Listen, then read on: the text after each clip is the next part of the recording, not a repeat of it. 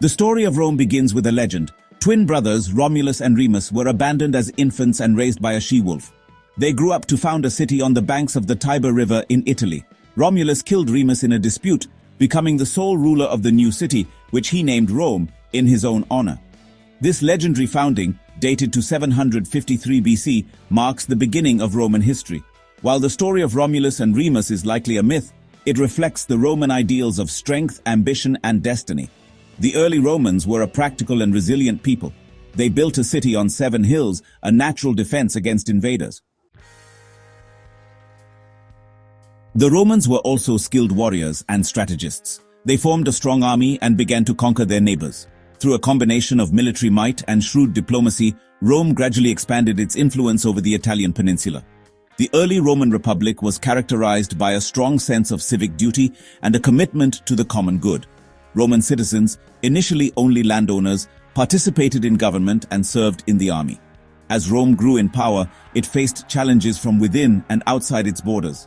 Internally, there were tensions between the wealthy patricians and the common plebeians. The plebeians fought for greater political rights and economic opportunities. Their struggle led to significant reforms, such as the establishment of the tribune of the plebeians, a position that protected the rights of the common people. Externally, Rome faced threats from neighboring tribes and empires. The Gauls, a Celtic people from northern Italy, sacked Rome in 390 BC, a traumatic event that highlighted the city's vulnerability. However, Rome proved to be a resilient and adaptable power. It rebuilt after the Gallic sack and continued its expansion.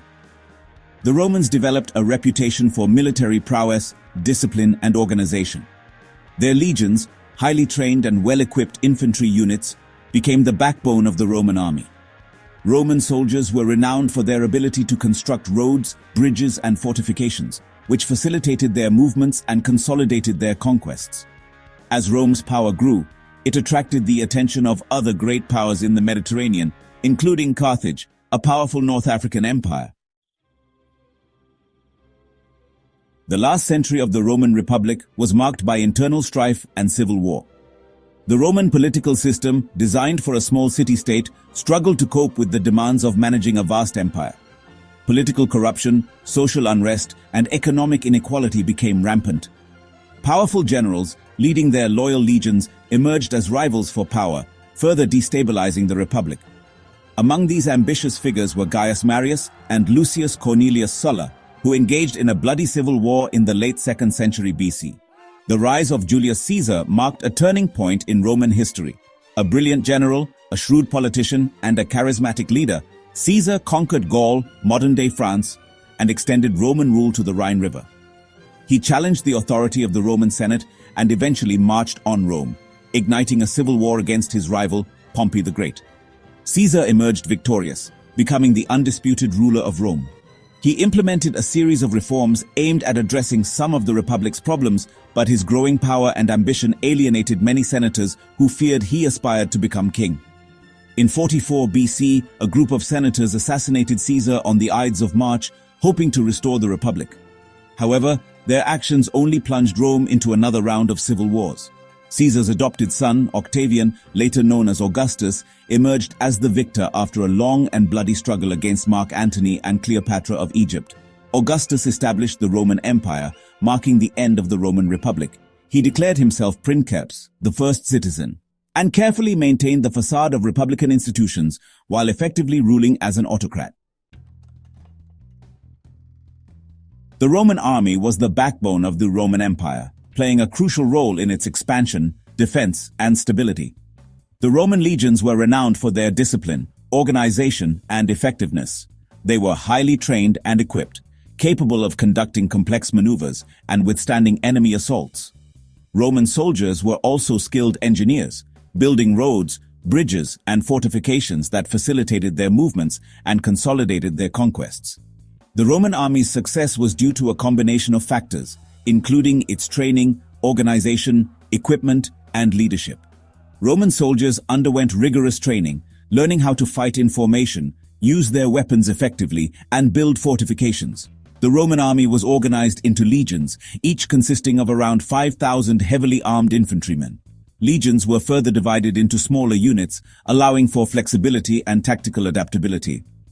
Roman soldiers were equipped with high-quality weapons and armor, including the gladius, a short sword, the pilum, a heavy javelin, and the scutum, a large shield.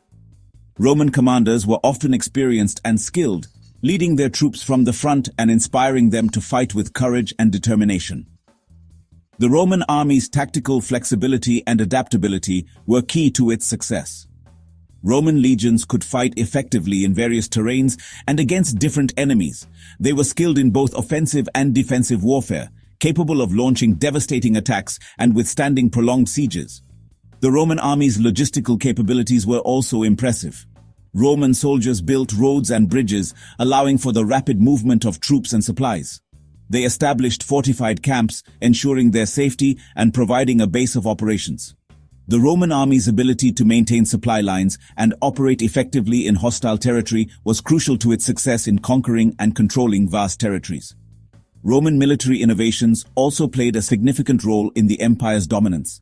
The Romans were quick to adopt and adapt new technologies and tactics from their enemies. For example, they adopted the use of cavalry and archers from their eastern enemies, enhancing the Roman army's tactical flexibility.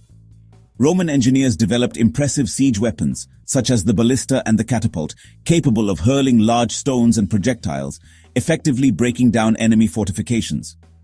The Roman navy, while not as renowned as its legions, also played a crucial role in the empire's expansion and defense. Roman warships controlled the Mediterranean Sea, protecting Roman trade routes and projecting Roman power across the region.